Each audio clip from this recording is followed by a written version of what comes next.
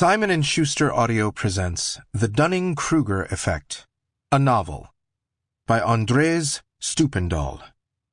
Read by Kevin R. Free.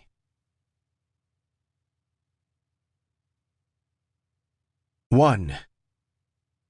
Frodo's Disappearance.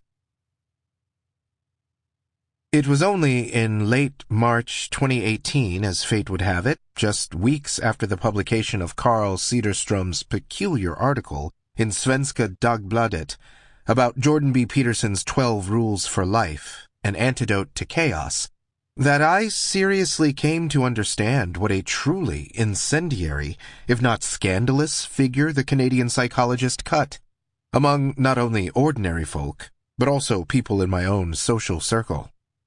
12 Rules would be published in Swedish translation only later that year by Mondial.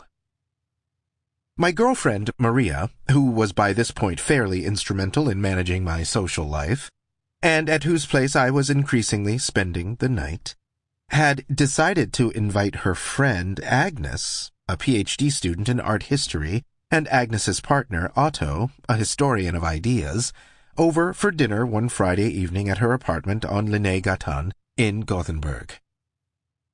Otto was a few years past 30, as was I, and Agnes a few below, like Maria. Maria was a pretty good cook. We were both big fans of Anthony Bourdain, and had prepared a lamb casserole that had had to spend most of the afternoon on the stove. Bourdain would be found dead by suicide on June 8, 2018, in his room at Le Chambard Hotel in Kaisersberg, Alsace. She had warned me, though, it would be a good idea to tread softly, so to speak, with Agnes and Otto, and be a little extra nice to them, since just a few weeks earlier their cat, Frodo, so named after the hero in The Lord of the Rings, had fallen from their third-floor window and subsequently vanished without a trace. One of them, either Agnes or Otto, had forgotten to shut the kitchen window. They had found claw marks on the window ledge, Maria told us. Poor Frodo, a rather diminutive cat, must have been, or at least so I imagined as Maria recounted the story, nonchalantly sniffing around by the window, surveying the street outside, when all of a sudden he lost his balance.